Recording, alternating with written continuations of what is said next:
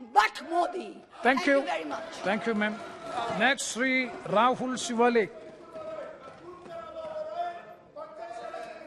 धन्यवाद अध्यक्ष महोदय, आपने मुझे अरे रहने दो। धन्यवाद, रहने दो। धन्यवाद अध्यक्ष महोदय, आपने मुझे धन्यवाद अध्यक्ष महोदय।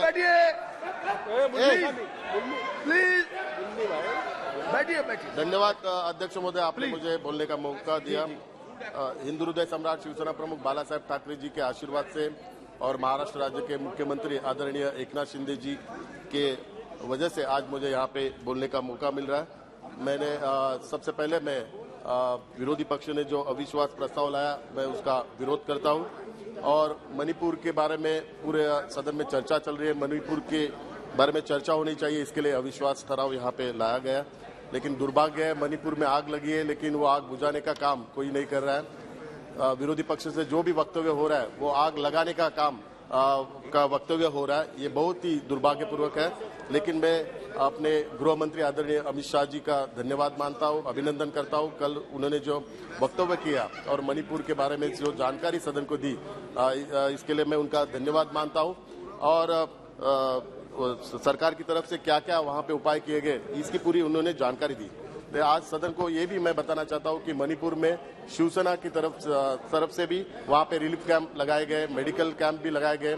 महाराष्ट्र राज्य के मुख्यमंत्री आदरणीय एकनाथ शिंदे जी ने हमारे वहां के राज्य प्रमुख तोम्बी सिंह, इनके माध्यम से लोगों को राहत कैसे मिलेगी इसका पूरा प्रयास कर रहे हैं।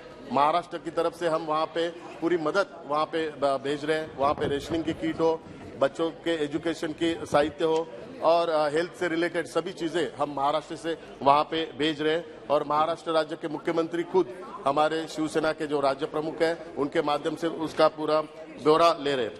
अध्यक्ष महोदय, वहां की जो हमारी अलायंस है, एनडीए की अलायंस, कल आदरणीय गृह मंत्री जी ने बताया कि केंद्र सरकार के माध्यम से क्या क्या वहां पे प्रयास किए गए, लेकिन फिर भी उनकी बहुत सारी डिमांड है, वो मैं रिकॉर्ड पे लाना चाहता हूँ। To protect and uphold the territorial integrity of the state of Manipur at any cost, Armed Forces AFSPA Act 1950 should be applied uniformly in hill districts. NH2 and other NH should be open as liveliness for the landlocked state at any cost. Adequate force should be deployed to secure movement of essential commodities. Steps should be taken to control price and to curb hoarding and black marketing. The border fencing should be complete along the whole 398 kilometer stretch of Indo-Myanmar border to prevent illegal migrants and militants. Victims due to communal clashes should be compensated of losses of their properties destroyed in the clashes, and also people should be rehabilitated as soon as possible. To implement NRC with base year on 31st December 1961 immediately. Make Manipur State Population Commission functional immediately. Manipur land law may be amended to make it uniform land law in Manipur. Ban on internet may be lifted. The secretariat and other state government offices may be open as soon as possible to facilitate people. Peace and normalcy should be restored immediately. ये उनकी demand है, ये आपके सामने मैं रखना चाहता हूँ। अध्यक्ष महोदय, विरोधी पक्ष ने जो नया अलायंस बनाया I.D.I.A, क्योंकि वो इंडिया बोलते हैं लेकिन इंडिया में डॉट किधर नहीं, इनके जो अलायंस है इसमें 4 डॉट है, तो इसमें ही पता चल रहा है कि इसमें कितने छेद है वो दिखाई दे रहा है। और लोगों को, क्योंकि पहले यूपीए नाम था, यूपीए नाम भ्रष्टाचार से जुड़ा हुआ है, इसके लिए उसको छुपाने के लिए ये नया नाम इन्होंने लिया है। लेकिन आज भी पूरे विश्व में आप जाओगे तो भारत यानी कि मोदी जी का नाम लिया जाता है। आप विश्व में कहाँ पे भी जाएंगे तो आपको पूछेंगे कि आप कहाँ से हैं, तो आप कहेंगे भारत, या वो तो बताएंगे कि मोदी जी का नाम आता है। तो मैं पूरे इतिहास में जाना चाहता हूँ। भारत शब्द में संस्कृत शब्द भः का अर्थ है प्रकाश। भारत शब्द का अर्थ है प्रकाश में मग्न होकर डूब जाना। अंधकार से प्रकाश की ओर जाना ही भारतीय संस्कृति है। तमसोमा ज्योतिर्गमय आए, अंधकार से प्रकाश की ओर चले, ऐसा मंत्र का अर्थ है। प्रधानमंत्री श्री नरेंद्र मोदी जी देश को अंधकार से प्रकाश की ओर ले जा रहे, यही भारतीयता है। और उनका विरोध करने के लिए एक एजेंडे के पर एकजुट हुई विपक्ष टूटी हुई, एक तांबे पीतल का एक विध्वंसक गठबंधन देश को अंधकार की ओर ले जाने वाला है। इसलिए मैं अविश्वास प्रस्ताव का विरोध कर रहा हूं, क्योंकि मैं एक भारतीय हूं। भारत शब्द की एक उत्पत्ति भारत नाम के 3 महापुरुषों से हुई है। शकुंतला और दुष्यंत के पुत्र राजा भरत की कहानी महाभारत के एक महाकाव्य में आती है। भगवान श्री रामचंद्र के भाई भरत से हमारा परिचय रामायण में मिलता है। भरत का आदर्श भाई का प्रतीक है, जिन्होंने केवल भाईचारे के प्रेम और सिद्धांत के लिए सत्ता का त्याग किया था। भरत मुनि, जिन्होंने नाट्यशास्त्र लिखा है। हमारे देश के संगीत, नाटक, नृत्य जैसी भी कलाओं की उत्पत्ति इसी विज्ञान से मानी जाती है। ये 3 भरत क्रमशः शिव, सत्य और सुंदर तत्व को प्रेरित करते हैं। यही सिद्धांत मतलब भारत है। मैं उस भारतीयता की रक्षा करने वाले मोदी सरकार के समर्थन में इस अविश्वास प्रस्ताव का विरोध करता हूं। अध्यक्ष महोदय, नहीं थोड़ा सा है, मैं फ्लोर लीडर हूं, मेरा टाइम है। अध्यक्ष महोदय, ये लड़ाई है जन विश्वास से विरुद्ध अविश्वास की, और आपको पता है कि आदरणीय मोदी जी के आप जानते हैं कि समय की सीमा है, प्लीज आपको समय की पता है सीमा का कि ध्यान रखिए। मोदी जी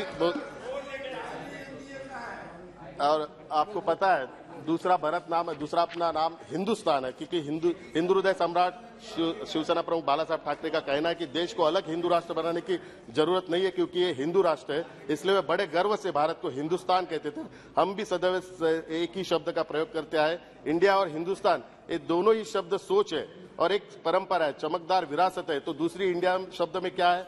यह नाम यूरोप के आक्रमणकारियों का द्वारा दिया गया है, जो नहीं जानते कि भारत क्या है। यह नाम निरर्थक, इसमें पारतंत्र की गंध है। अगर किसी को भी ऐसा ही लगता है तो लगने दो। उनकी और हमारी संस्कृति अलग है। हमारी संस्कृति इसी मिट्टी में है, इसकी रक्षा करना हमारा कर्तव्य है। इसलिए यह मेरा कर्तव्य है कि मैं भारत के रक्षक प्रधानमंत्री श्री नरेंद्र मोदी जी के साथ खड़ा रहूं। अध्यक्ष महोदय, शरद जोशी जो किसान संघ के संस्थापक थे, उन्होंने कहा था कि एक है देश के बारे में कहा था, एक है इंडिया और दूसरा है भारत देश में। भारत देश में उत्पादक किसान होते हैं, यह भारत देश है। दूसरा इंडिया किसानों के शोषण के आधार पर जीने वाले मुफ्तखोरों का देश है। खुद को इंडिया कहने वाले गठबंधन ने मान लिया है कि वह शोषकों का प्रतिनिधि है। हम भारत है, हम किसानों और मजदूरों के प्रतिनिधि है। अध्यक्ष महोदय, मैं ये प्लीज अध्यक्ष महोदय, मोदी जी की सभी योजनाओं का जो फायदा हुआ है, करोड़ों लोगों को फायदा हुआ है। जो वैक्सीन का भी 140 करोड़ लोगों का फायदा हुआ है। अध्यक्ष महोदय, मैं बताना चाहता हूँ, नहीं आखिरी में बताना चाहता हूँ, ये जो अलायंस बना है, ये अलायंस बना है केवल अपने परिवार को बचाने के लिए अलायंस बना हुआ है। क्योंकि जो अलायंस बना है उसमें आप देखिए, Indian national Congress party Shrimati Sonia Gandhi, उनका बेटा श्री राहुल गांधी, नेशनल कांग्रेस पार्टी श्री शरद पवार जी, उनकी बेटी श्रीमती सुप्रिया सुले, समाजवादी पार्टी श्री मुलायम सिंह जी, अखिलेश यादव, सबने अपने आप जो बात कहना चाहते हैं तो सबने अपने बेटों को सेटल करने के लिए पार्टी बनाई हुई है। अध्यक्ष महोदय, मैं इलेक्शन कमीशन को रिक्वेस्ट करना चाहता हूँ, नेशनल पार्टी रहती है, रीजनल पार्टी रहती है, वैसे ही परिवार पार्टी होनी चाहिए। एंड में मेरा रुका। अध्यक्ष महोदय, एक मिनट। अध्यक्ष महोदय, ये अलायंस क्यों बना है उसका कारण बताता हूँ। ये अलायंस बनाया है क्यों? ठीक है, इसका मुख्य कारण, एक मिनट, इसका मुख्य कारण है महाराष्ट्र के मुख्यमंत्री आदरणीय एकनाथ शिंदे जी। क्योंकि आप नहीं अध्यक्ष महोदय जी के बाद समय दूंगा। अध्यक्ष महोदय, ये अलायंस बना है। ओके, नहीं सर, दो मिनट खत्म कर रहा हूँ सर, कंक्लूड करो आप। 1 मिनट में बात कर। अध्यक्ष महोदय, ये अलायंस बना है क्योंकि इसका एक मुख्य कारण है महाराष्ट्र राज्य के मुख्यमंत्री आदरणीय एकनाथ शिंदे जी। मैं उनका धन्यवाद मानता हूँ। आप सभी को पता है कि महाराष्ट्र राज्य के मुख्यमंत्री आदरणीय एकनाथ शिंदे जी ने हिंदू हृदय सम्राट शिवसेना प्रमुख बाला साहब ठाकरे के विचारों को आगे लेके जाने का संकल्प किया, हिंदुत्व का आगे लेके जाने का संकल्प किया। इसके लिए इलेक्शन कमीशन ने और सुप्रीम कोर्ट ने पूरी पार्टी की नेतृत्व बाला साहब एकनाथ शिंदे साहब को दी। तो ये फॉर्मूला शिवसेना में जो फॉर्मूला हुआ है, वो फॉर्मूला का डर एनसीपी को था, एनसीपी में भी होगा हुआ, और बाकी सब पार्टियां जो परिवार चलाती है उनको भी डर पैदा हुआ कि उनके पार्टी में भी आदरणीय एकनाथ शिंदे जैसा कोई तो होगा और उनकी पार्टी को भी पिछले 3 महीने से मणिपुर में हत्याएं हो रही हैं, अनरेस्ट है। अभी हरियाणा में भी शुरू हो गया सर, और सरकार इसको कंट्रोल कर नहीं पा रही है। अफसोस की बात है कि लगभग 1200 घर तोड़ दिए गए सर अनलॉफुली, और वहां के हाई ओके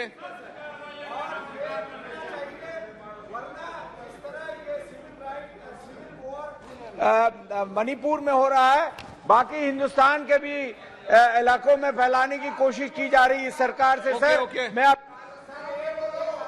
प्लीज नो ईबीडन 2 मिनट, ईबीडन 2 मिनट। ओके भी उसको ना जानिएगा, वो हो कैसा ही साहिब फहम वो जका, जिसे ऐश में याद खुदा ना हो, ईबीडन ऐश में 2 मिनट, खुदा ना हो। 2 मिनट। 5 minute sir.